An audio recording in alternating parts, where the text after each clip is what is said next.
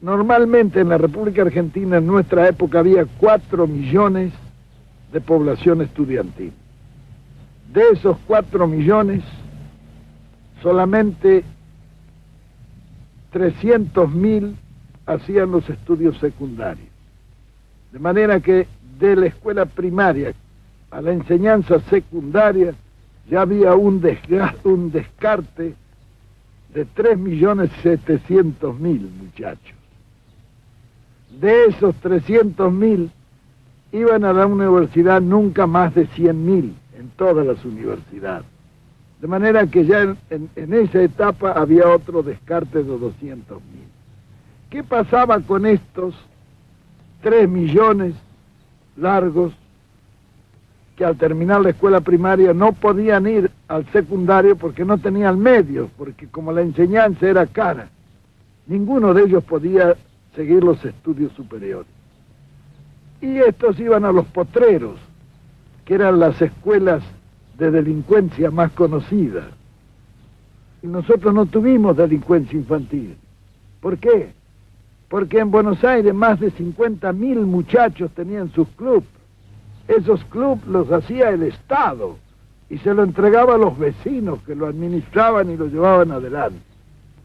Por otra parte, las escuelas profesionales, donde el chico iba, recibía un salario y a la vez estudiaba. Después de recibirse de operario, iban a la fábrica, estaban 3 años. De ahí podían pasar a las escuelas de aplicación, que eran escuelas para formar sobrestantes, jefes de talleres, etc. Después de estar allí, iban nuevamente a la industria y estaban 2 o 3 años, y entonces tenían derecho a ingresar a la universidad obrera, de donde salían ingenieros de fábrica en cada una de las grandes especialidades de la industria. Eso fue para la masa. Es decir, en esto se contempló un panorama de conjunto y se hizo la conquista más grande, fue que allí la universidad se llenó de hijos de obreros, donde antes estaba solamente admitido el oligarca, porque la forma de llevar al oligarca es poner altos aranceles, entonces solamente puede ir el que los paga. Nosotros suprimimos todos los aranceles. Para la universidad no había ni derechos de exámenes ni nada, era gratis, totalmente gratis, el Estado pagaba eso. De manera que tanto el pobre como el rico podía ir. Era un crimen que estuviéramos seleccionando materia gris en círculos de 100.000 personas cuando lo podíamos seleccionar en 4 millones, que hubieran salido más abundantes. Se crea el Ministerio de Educación. Se establece la Universidad Obrera Nacional. Se construye la Ciudad Universitaria en Tucumán. Se crean en Rosario las facultades de Humanidades, Ciencias de la Educación, Medicina, Ciencias Económicas y Matemáticas. Facultad de Ingeniería de San Juan. Ciencias de la Educación en San Luis. Universidad Nacional de La Plata. Ciudad Universitaria en Córdoba. Ciudad Universitaria en Mendoza. Ciudad Universitaria de Buenos Aires. Se suprimen los aranceles universitarios.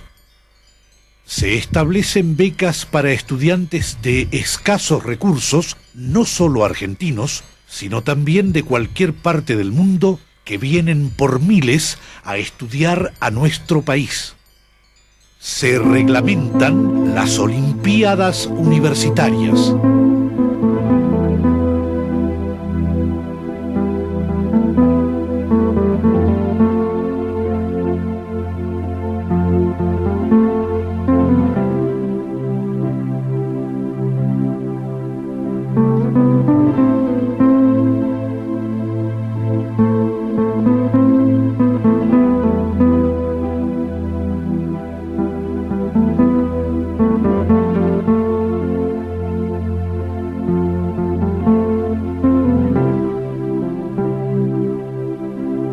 Se crean misiones monotécnicas para que los alumnos de zonas rurales aprendan artes y oficios como zapatería, carpintería, albañilería, herrería y mecánica.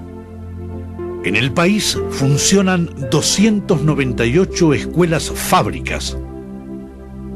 En todo el territorio nacional se crean escuelas y hogares escuelas granja que intensifican la enseñanza agrícola ganadera.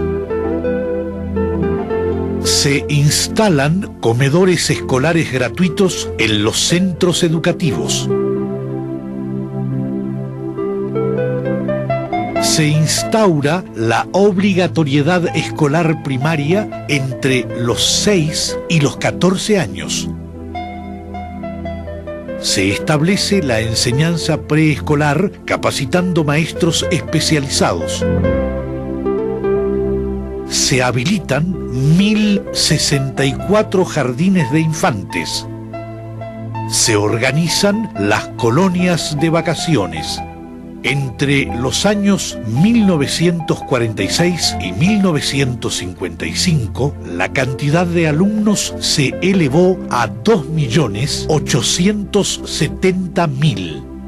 La atención de adultos analfabetos y la capacitación preescolar de los jóvenes que nunca habían sido contemplados motiva la creación de escuelas nocturnas con secciones para la enseñanza primaria y enseñanza práctica de materias especiales. Para la solución del problema que plantea la educación de niños y adultos inválidos, enfermos y deficientes mentales o de los sentidos, se crean las escuelas de policlínicos y domiciliaria, ambas únicas en el mundo. Se quintuplica el presupuesto para la educación. Se duplica el sueldo de los maestros y se establece una bonificación para aquellos que van a enseñar a lugares alejados e inhóspitos. Se construyeron más escuelas que en todo el resto de la historia argentina, 8.000.